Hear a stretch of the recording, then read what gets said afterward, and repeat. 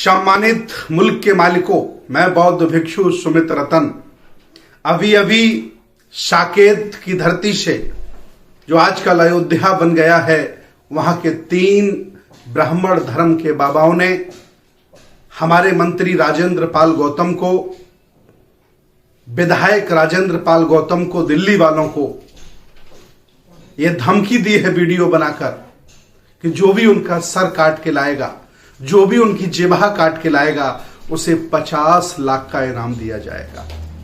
मैं भारत के हक वंचित, असहाय, कमजोर और बहुजन समाज के लोगों से पूछना चाहता हूं, क्या आज आपके भारत में आपकी ये दयनीय स्थिति हो गई है? इसका कारण क्या है? इसका कारण एक ही है, क्योंकि आप अपनी संस्कृति, सभ्यता, दर्शन और अपने धर्म से भटक गए हो। जिस दिन आपने इनकी व्यवस्थाओं को छोड़ दिया, उस दिन ये बौने हो जाएंगे, ये कमजोर हो जाएंगे, लाचार हो जाएंगे, इनकी दुकानें बंद हो जाएंगी, इनके मंदिर बंद हो जाएंगे और इस औकात में नहीं होंगे कि आपसे सर उठा के बात कर सकें। सर काटने की तो बहुत बड़ी बात है। ये बाहर से आए हुए लोग जबरदस्ती अपनी संस्कृति, दर्शन को थोप कर आपको गुलाम बना बैठे हैं।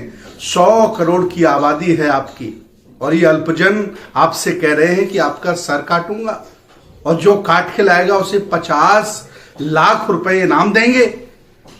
याद रखना, ये सर काटने का काम डकैत करते हैं, गुंडे करते हैं, बदमाश करते हैं। संतों को, स्वामियों को यह शोभा नहीं देता।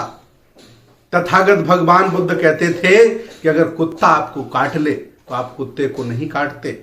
बुद्ध ने हमें ऐसे संस्कार नहीं दिए हैं, हमारी संस्कृति, हमारे दर्शन ने हमें ऐसे संस्कार नहीं दिए हैं कि उनका जवाब उनके शब्दों से हम दें। लेकिन मैं इतना जरूर कहूंगा कि कुत्ता अगर काट ले तो कुत्ते को काटा नहीं जाता है, बांधा जाता है, कमजोर किया जाता है, ताकि वो दोबारा ना काट सके। इसलिए आज बहुजन समाज के लोग समझ जाओ कि वो तुम्हें कमजोर, पंगु, असहाय समझते हैं, इसलिए तुम्हारे नेता पर, तुम्हारे अपने व्यक्ति पर इस तरह का बयान वो दे रहे हैं।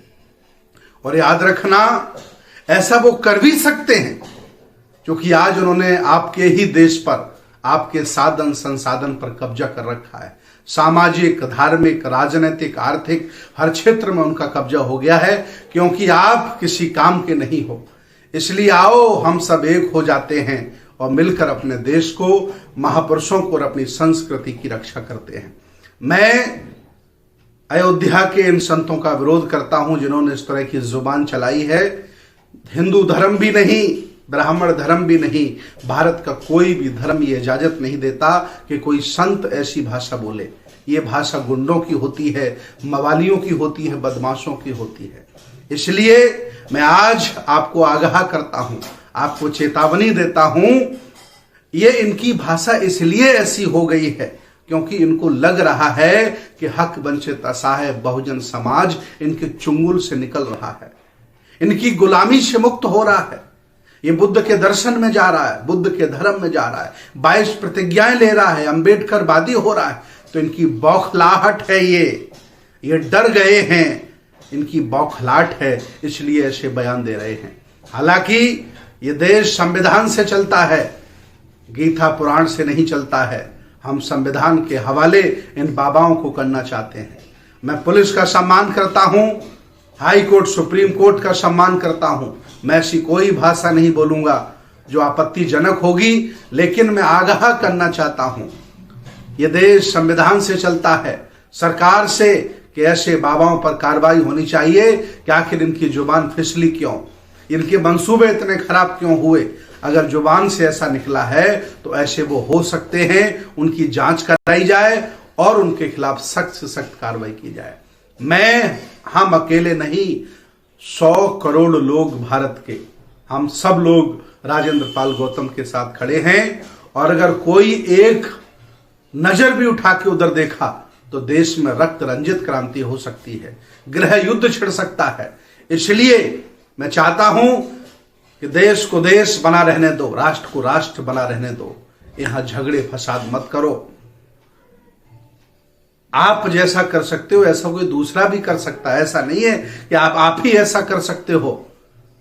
मेरे एक विधायक हैं, भागलपुर के विधायक हैं पासवान जी, उन्होंने बयान दिया कि मुसलमान लक्ष्मी को नहीं मानता है, फिर भी वो अरबपति है। अमेरिका में किसी भी हनुमान का मंदिर नहीं है, फिर भी अमेरिका सुपर पावर है। हमें कसौटी पे कसना होगा। मैं आज उस विधायक के साथ खड़ा हूं, उन्होंने विज्ञान के आधार पर, तर्क के आधार पर बिल्कुल सत्य बोला है। मैं आदरणीय विधायक जी के साथ खड़ा हूं। आप हिम्मत मत हारिए, आप डटे रहिए। इन पंथियों से देश नहीं, देश संविधान से और विज्ञान से चलता है और बुद्ध के दर्शन से चलता है। आप कोई असहाय और कमजोर लोग नहीं हो, इस देश भारत के पुराने राजा महाराजा हो। आप भटक गए थे, वंचित हो गए थे, शिक्षा से हट गए थे और आप अपनी विरासत भूल गए थे, इसलिए गरीब और कमजोर हो गए हो। आज मैं फिर आह्वान करता हूं, आओ और ऐसे झूठे लोगों से, ऐसे ढोंगी पाखंडी लोगों से निपटने के लिए कमर कस लो, नहीं तो ये लोग एक एक करके टारगेट करेंगे और आपका मनोबल गिरा देंगे। मैं अयोध्या के बाबाओं का विरोध करता हूं। मैं ऐसी भाषा नहीं बोल सकता क्योंकि बुद्ध ने हमें ऐसे संस्कार नहीं दिए हैं। लेकिन याद रखना, राजेंद्र पाल गौतम ने कहा है कि मैं शराब नहीं पीता, मैं शराब नहीं पीता। अब शराब बनाने वाली फैक्ट्री, शराब बेचने वाले ठेके ये विरोध करें कि राजेंद्र पाल गौतम खराब व्यक्ति है, तो इसके लिए मैं क्या कर सकता हूं? मैं भी कह रहा हूं मैं शराब नहीं पीता, मैं नहीं मानता। जबरदस्ती नहीं है, ये धर्मनिरपेक्ष भारत है, संविधान हमें आजादी देता है। आप हमारे साथ बर्बरता नहीं कर सकते, आप हमारा मनोबल नहीं गिरा सकते। आओ बहुजनों, खड़े हो जाओ। ये इनकी बौखलाहट है और इसका डट करके हम मुकाबला लेंगे। और आज धम्म दीक्षा 22 प्रतिज्ञा अभियान भारत के तहत, ये अभियान अब पूरे भारत में चलेगा और हम हक वंचित असहाय कमजोर समाज को बुद्ध की तरफ ले जाएंगे, कोई रोक नहीं सकता है। बहुत बहुत धन्यवाद, बहुत बहुत